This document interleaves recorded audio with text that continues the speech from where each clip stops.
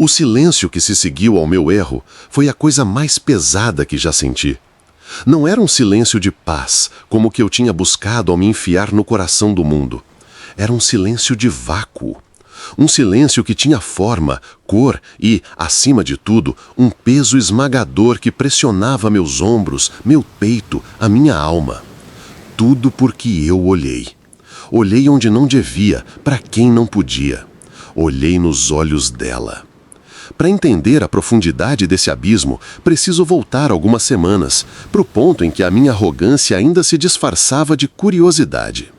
Eu estava em Manaus, um caos de concreto pulsando no meio do verde infinito. Tinha largado um emprego que pagava bem e me consumia na mesma proporção. A vida de planilha, meta e reuniões tinha me transformado numa casca vazia. Eu precisava de algo real, de algo que o dinheiro não pudesse comprar e que a rotina não pudesse anestesiar. A Amazônia me pareceu a resposta óbvia, o antídoto mais potente para minha doença moderna. Eu não queria os passeios para turistas, os lodges com ar-condicionado e guias que falavam inglês fluente. Eu queria o avesso. Queria me perder para talvez, só talvez, me encontrar. Foi no porto, em meio ao cheiro forte de peixe e diesel, que conheci Jonas.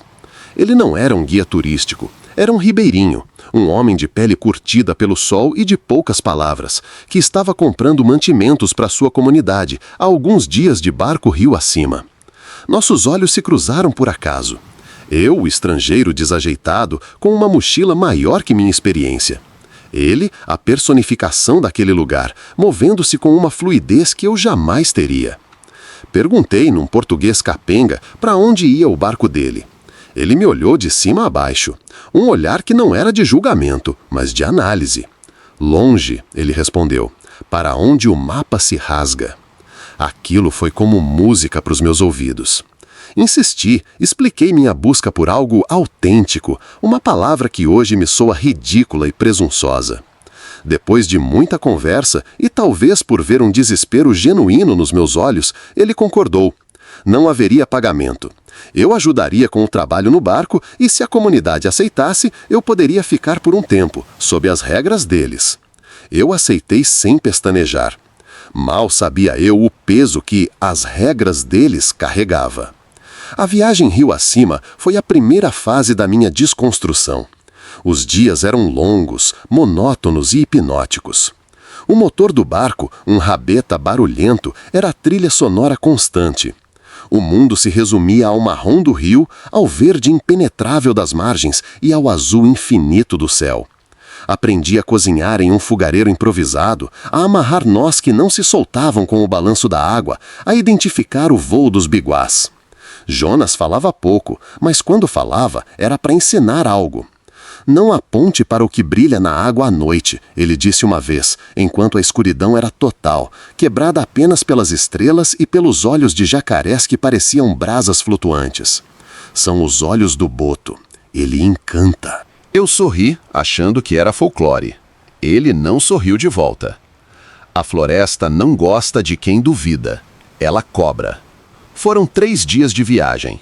A cada curva do rio, a civilização parecia se dissolver um pouco mais. Os barcos maiores sumiram. As poucas casas nas margens se tornaram mais raras e rústicas. O ar ficou mais puro, os sons da mata mais nítidos. Eu me sentia como um astronauta viajando para outro planeta. Um planeta que, ironicamente, era o meu próprio. Na manhã do 4º dia, Jonas apontou para uma clareira na margem. Chegamos. A vila era uma coleção de palafitas, casas de madeira suspensas sobre estacas para se protegerem das cheias do rio. Uma fumaça preguiçosa subia de alguns telhados de palha. Crianças nuas corriam pelo chão de terra batida, parando para me encarar com uma curiosidade sem malícia.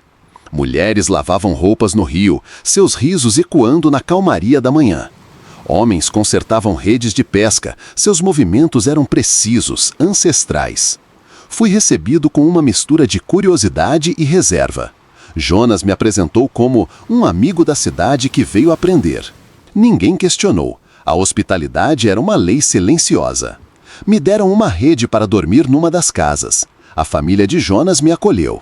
A comunicação era difícil, baseada em gestos e em meu português precário. Mas a linguagem da partilha era universal. Dividiam comigo o peixe assado na brasa, a farinha d'água, o açaí tirado na hora. Nos primeiros dias, eu era uma atração. As crianças me seguiam, tocavam na minha pele branca, no meu cabelo estranho. Eu tentava ajudar como podia, carregava água, ajudava a limpar os peixes, tentava aprender a trançar fibras para fazer cestos, falhando miseravelmente e causando risos. Eu estava feliz, sentia uma paz que nunca havia conhecido. A ansiedade da cidade grande parecia uma memória distante, uma doença da qual eu estava finalmente curado. Foi nesse estado de encantamento que ouvi falar dela pela primeira vez. Yara. O nome era sussurrado com uma mistura de reverência e temor. Ela era a curandeira, a pajé, a guardiã do conhecimento das plantas e dos espíritos. Vivia um pouco afastada da vila, numa cabana isolada. Não participava das atividades diárias. Sua presença era sentida, não vista. As pessoas só a procuravam em casos de necessidade extrema, uma doença que os remédios da mata não curavam, um mau presságio, uma decisão importante a ser tomada pela comunidade. Ela é os olhos da floresta, Jonas me explicou numa tarde, enquanto remávamos numa canoa por um igarapé estreito, a água negra refletindo o céu como um espelho. Ela vê o que a gente não vê, o que está dentro, o que está por vir. É por isso que você nunca, jamais, deve olhar diretamente nos olhos dela. Aquilo me intrigou. Por quê? É falta de respeito? Jonas parou de remar. A canoa deslizou em silêncio. Ele me olhou com uma seriedade que me gelou, apesar do calor abafado. Não é sobre respeito, é sobre proteção, para você e para ela. Olhar nos olhos dela é como tentar olhar o sol. Você se queima e você a cega. É uma porta que você abre sem saber o que tem do outro lado. Você pode tirar a força dela, ou pode pegar algo que não é seu, uma doença, um espírito, uma sombra. Entenda, o que ela faz é um equilíbrio delicado. Olhar nos olhos dela é quebrar esse equilíbrio. A explicação, em vez de me assustar, aguçou minha curiosidade. A minha mente cética, moldada pela lógica ocidental, tentava encontrar uma explicação racional. Seria uma forma de manter o mistério, de preservar o poder dela sobre a comunidade? Uma regra social para reforçar sua autoridade? Eu assenti, prometi a Jonas que jamais faria tal coisa, mas uma semente de transgressão havia sido plantada no meu espírito. Eu queria ver o que havia naqueles olhos. Que tipo de poder, de sabedoria ou de loucura eles guardavam? Era a arrogância do explorador, a mesma que levou tantos antes de mim a profanar o que não compreendiam. A oportunidade, ou a desgraça, veio uma semana depois. Eu comi algo que não me fez bem, ou talvez tenha sido picado por algum inseto invisível. Acordei no meio da noite com febre alta e calafrios. Meu corpo tremia incontrolavelmente. A família de Jonas tentou os chás e as ervas de sempre, mas a febre não cedia. Passei 2 dias delirando na minha rede, a consciência indo e vindo como a maré. Eu ouvia as vozes preocupadas ao meu redor, sentia as compressas de pano molhado na minha testa, mas estava preso num nevoeiro febril. Na terceira noite, em meio a um delírio, senti que estava sendo carregado. Abri os olhos e vi o rosto de Jonas acima de mim, iluminado pela luz de uma tocha. Estávamos numa canoa. Vamos ver a Yara, ele disse. Só ela pode te ajudar agora. Uma parte de mim sentiu um pânico profundo, a outra uma excitação doentia. Eu ia finalmente conhecê-la. Chegamos à sua cabana. Era simples, escura e o ar lá dentro era denso, impregnado com o cheiro de folhas secas, fumaça de tabaco e algo mais, algo antigo e terroso. Me deitaram numa esteira no chão. A febre me fazia tremer, mas a curiosidade mantinha minha mente afiada. Então, ela surgiu da penumbra. Yara. Era uma mulher idosa, pequena, encurvada pelo tempo. Sua pele era um mapa de rugas profundas, cada linha contando uma história que eu jamais conseguiria ler. Usava um cocar simples de penas escuras e colares feitos de sementes e dentes de animais. Ela se moveu em silêncio, seus pés descalços mal tocando o chão de terra batida. Ela não olhou para mim. Seus olhos estavam fixos em algum ponto no vazio. Ela começou a cantar. Um murmúrio baixo, gutural, uma melodia que não pertencia a este mundo. Parecia vir da própria terra, das raízes das árvores, do fundo do rio. Enquanto cantava, ela preparava um emplastro de folhas verdes, amassando-as num pilão de madeira.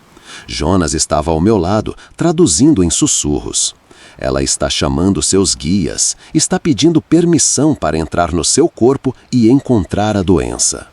Yara se aproximou. Senti seu cheiro, uma mistura de fumaça e mata. Ela passou as mãos enrugadas sobre o meu corpo, sem me tocar, como se estivesse lendo a minha energia. Seus murmúrios se intensificaram. Eu mantinha meus olhos baixos, fixos nas minhas próprias mãos trêmulas, lembrando do aviso de Jonas. O medo e a reverência me dominavam.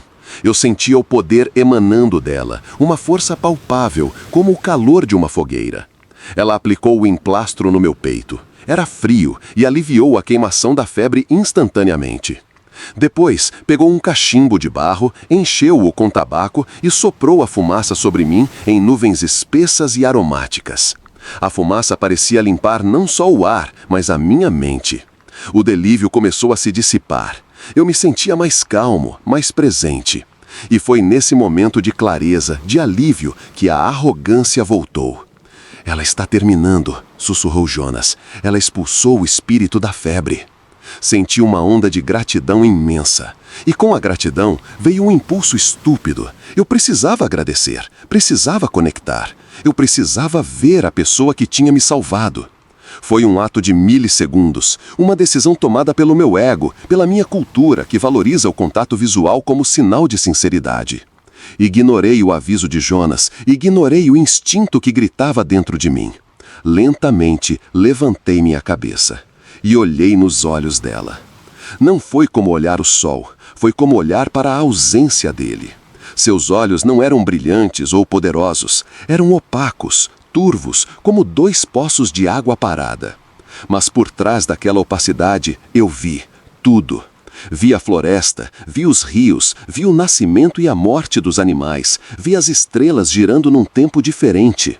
Vi a dor, o conhecimento, a solidão de carregar um universo inteiro dentro de si. Foi um instante, mas pareceu uma eternidade.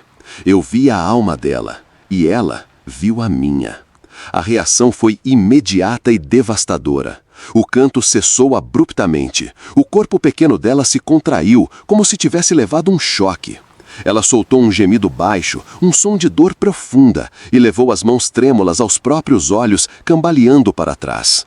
O cachimbo caiu de sua mão, espalhando brasas pelo chão. Jonas soltou uma exclamação de horror. « O que você fez? O que você fez? » E então veio o silêncio. O silêncio pesado, acusador. A fumaça do tabaco ainda pairava no ar, mas a atmosfera sagrada tinha sido estilhaçada. No lugar dela, havia apenas o meu erro, a minha violação. Eu tinha quebrado o equilíbrio, tinha olhado para onde não devia. Jonas me ajudou a levantar e me arrastou para fora da cabana, sem dizer uma palavra. Sua pegada no meu braço era dura, cheia de uma raiva e um medo que eu nunca tinha visto nele. Do lado de fora, a noite parecia mais escura, os sons da selva mais ameaçadores. Minha febre havia passado, mas algo muito pior tinha tomado seu lugar. Uma culpa gelada e um mistério aterrorizante. O que eu tinha feito? O que eu tinha visto naqueles olhos? E mais importante, o que ela tinha visto nos meus? Nos dias que se seguiram, a vila se transformou para mim. O silêncio que começou na cabana de Yara se espalhou como uma praga. As pessoas não eram hostis, eram piores, eram indiferentes. Passavam por mim como se eu fosse invisível. As crianças que antes me seguiam, agora fugiam quando eu me aproximava, seus olhos grandes cheios de um medo que eu não compreendia. As mulheres paravam de conversar quando eu passava. Os homens baixavam a cabeça e se ocupavam de suas tarefas. A hospitalidade tinha sido revogada. Eu não era mais um amigo que veio aprender. Era um fantasma, uma mancha. Jonas era o único que ainda falava comigo, mas suas palavras eram curtas, pesadas. Você não entende, ele disse, sua voz cheia de uma tristeza profunda. Você não só desrespeitou, você a feriu. O poder dela vem do segredo, do que não é visto. Ao olhar, você a esvaziou. É como se tivesse derramado a cuia sagrada no chão. A força se foi. Mas eu posso pedir desculpas, eu insisti, desesperado. Eu posso tentar consertar. Não há palavra para desculpa que conserte isso, ele respondeu. A floresta não entende palavras, ela entende ações. E a sua ação foi de um tolo. A culpa me corroía por dentro. Eu mal conseguia comer. A comida que antes me parecia tão saborosa, agora tinha gosto de cinzas. Eu não conseguia dormir. Deitado na minha rede, no escuro, eu ouvia os sons da noite de uma forma diferente. Cada estalo de galho, cada chamado de animal noturno parecia uma acusação. Comecei a ter pesadelos. Sonhava com os olhos de Yara, mas nos sonhos eles eram buracos negros me sugando para um vazio. Acordava suando frio, o coração martelando no peito. Eu sentia a minha presença como uma doença na vila. A alegria que eu tinha testemunhado ao chegar parecia ter diminuído. Havia uma tensão no ar, uma preocupação que eu sentia ser a minha causa. Um dia, vi um grupo de anciãos reunido, falando em voz baixa, olhando na direção da cabana de Yara. Jonas estava com eles, seu rosto era uma máscara de preocupação. Tentei me aproximar, mas ele me fez um sinal brusco para que eu me afastasse. A solidão era absoluta. Eu estava cercado de pessoas, mas nunca me senti tão só. A ironia era brutal. Eu vim para a Amazônia buscando conexão e encontrei a alienação mais profunda que se pode imaginar. Eu não era mais um observador, um viajante. Eu era um intruso, um profanador. A minha busca por autenticidade tinha me levado a destruir a coisa mais autêntica que eu já tinha encontrado. Uma tarde, não aguentando mais, fui até a beira do rio, longe da vila. Sentei na margem e chorei. Chorei de culpa, de medo, de solidão. Chorei pela minha estupidez, pela minha arrogância cultural que me fez acreditar que as minhas regras de sinceridade eram universais. Chorei porque eu tinha ferido uma mulher idosa e uma comunidade inteira que só tinha me oferecido gentileza. Enquanto eu estava ali, Jonas se aproximou e sentou-se ao meu lado. Ficamos em silêncio por um longo tempo, olhando o rio fluir. Ela não sai mais da cabana, ele disse finalmente, sem me olhar. Não come, não canta. A fogueira dela se apagou. Cada palavra foi uma facada no meu peito. É minha culpa, eu sussurrei. Sim, ele concordou, sem rodeios. É sua culpa. Você trouxe o seu mundo para dentro do nosso. O seu mundo que precisa ver tudo, tocar em tudo, entender tudo. Mas há coisas que não são para serem entendidas. São para serem sentidas, respeitadas. Ele pegou uma pequena pedra e a jogou na água. Veja, a pedra cria ondas. O seu olhar foi uma pedra jogada no lago da alma dela. As ondas ainda não pararam. O que eu posso fazer? Perguntei, minha voz embargada. Jonas, por favor, eu faço qualquer coisa. Eu não posso ir embora deixando as coisas assim. Ele ficou em silêncio de novo, pensativo. A tarde caía, pintando o céu com cores de laranja e roxo. Talvez, ele disse, muito lentamente, talvez haja uma forma, mas não é um pedido de desculpas, é uma penitência, uma jornada, e é perigosa. A floresta pode não te aceitar. Eu não me importo, respondi instantaneamente, eu preciso tentar. Ele me olhou pela primeira vez em dias. Havia um brilho de algo no seu olhar. Talvez um pingo de esperança. Talvez apenas a constatação do meu desespero. Amanhã, antes do sol nascer, ele disse, esteja pronto. E não traga nada do seu mundo, apenas a sua culpa. Ela será a sua bagagem. Naquela noite eu não dormi. A ansiedade e um fio de esperança lutavam dentro de mim. O que seria essa penitência? O que a floresta exigiria de mim? Eu não tinha ideia, mas sabia que era minha única chance. Não de ser perdoado, mas de tentar restaurar o que eu havia quebrado. Antes do primeiro raio de luz, eu estava de pé, vestindo apenas uma calça simples e uma camisa que a família de Jonas tinha me dado. Deixei para trás minha mochila, meu celular desligado, meu relógio, meu canivete suíço. Deixei para trás o homem que eu era quando cheguei. Jonas me esperava na beira do rio com uma pequena canoa.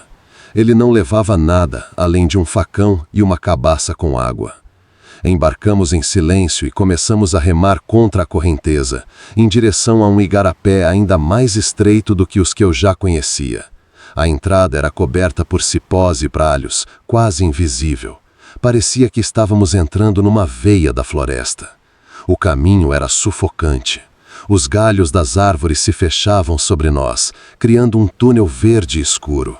Os sons eram diferentes aqui, mais próximos, mais intensos. O ar era pesado, úmido, cheio do cheiro de decomposição e vida pulsante. Remamos por horas.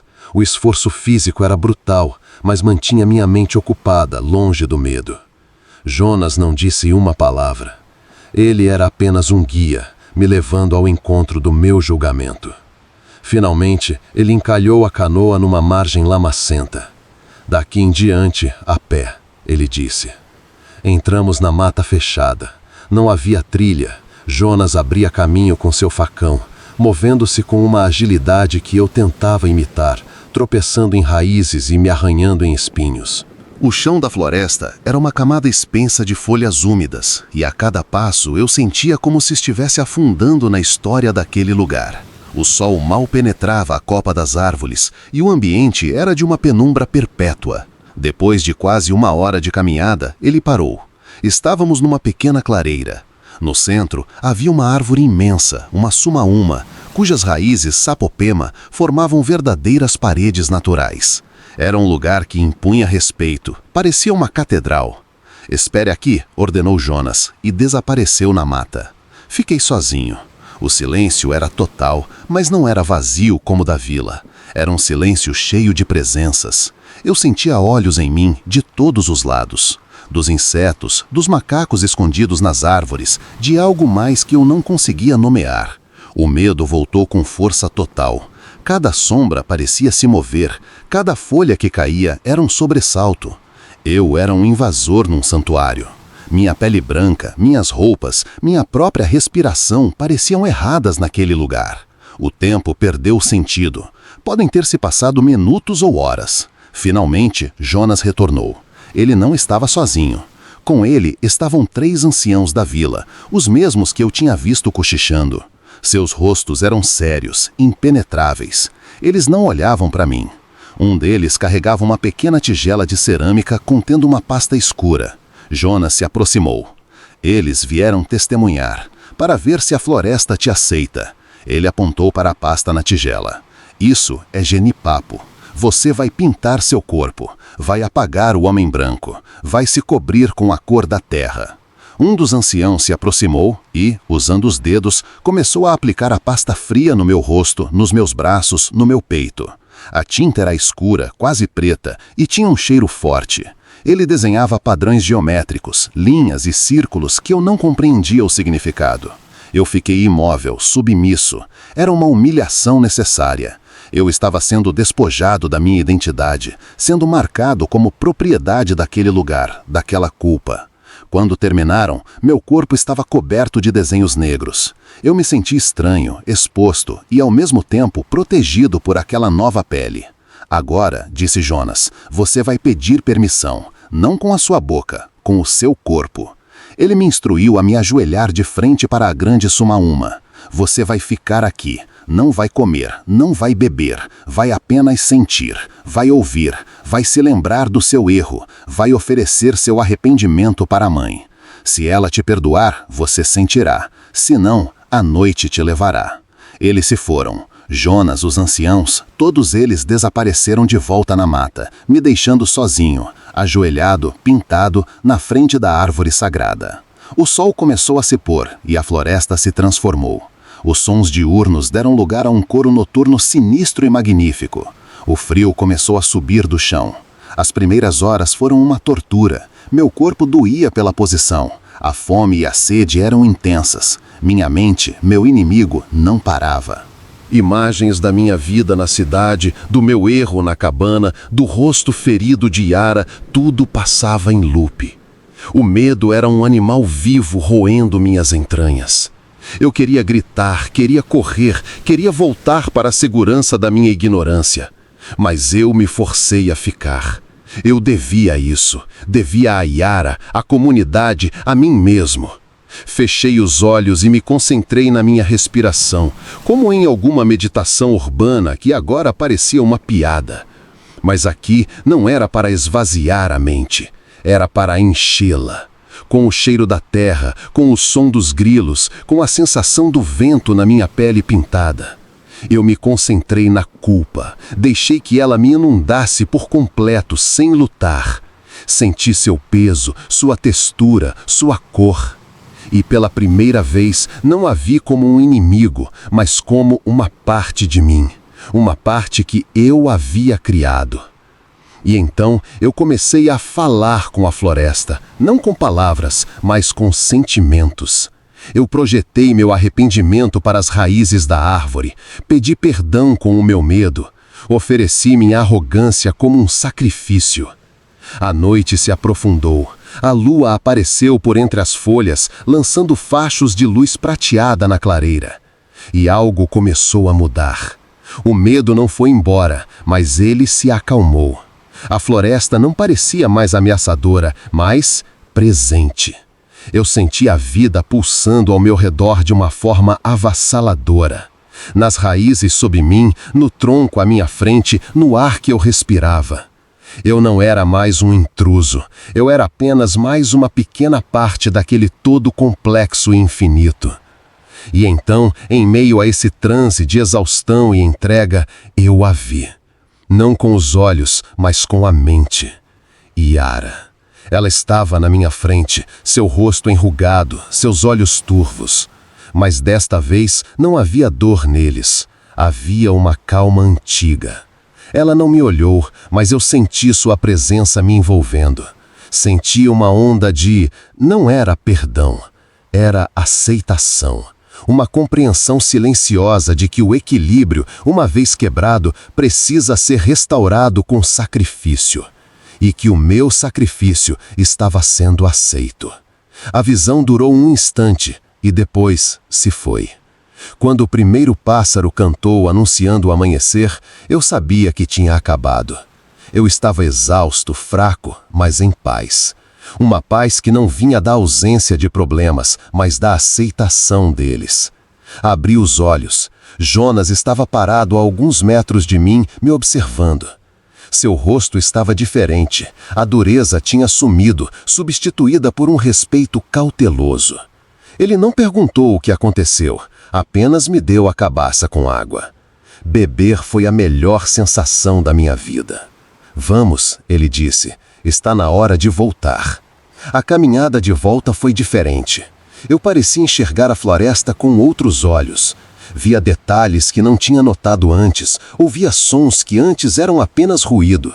A tinta no meu corpo começou a se misturar com o suor, escorrendo pela minha pele. Quando chegamos de volta à vila, o sol já estava alto. As pessoas pararam o que estavam fazendo para me olhar, mas o olhar era diferente. Não havia mais o vácuo, a indiferença. Havia curiosidade, talvez um pouco de espanto. Eles não sorriam, mas também não me ignoravam mais. O silêncio tinha sido quebrado. Naquele mesmo dia, vi uma fumaça fina subindo da chaminé da cabana de Yara. Jonas viu que eu notei e apenas assentiu com a cabeça, um pequeno sorriso no canto dos lábios. A fogueira acendeu de novo. Eu não precisei perguntar mais nada, sabia que o pior havia passado. Eu não fiquei muito tempo mais na vila. Senti que minha presença ali já tinha causado perturbação demais. Era hora de partir. Na manhã da minha saída, a comunidade se reuniu para se despedir. Não houve abraços ou grandes discursos, mas a família de Jonas me deu um colar de sementes. As crianças acenaram. Eram pequenos gestos, mas significavam um mundo. Significavam que a ponte havia sido reconstruída. Quando eu já estava no barco com Jonas, pronto para iniciar a longa viagem de volta, eu a vi, Yara. Ela estava parada na porta de sua cabana, à distância. Ela não olhou na minha direção, mas eu senti seu olhar. Era como se ela estivesse me observando com outros sentidos, com os olhos da própria floresta. Eu baixei minha cabeça num gesto de respeito final. Um respeito que eu finalmente compreendia. A viagem de volta foi silenciosa, mas era um silêncio bom. Um silêncio de reflexão. Eu não tinha encontrado o que eu achava que estava procurando.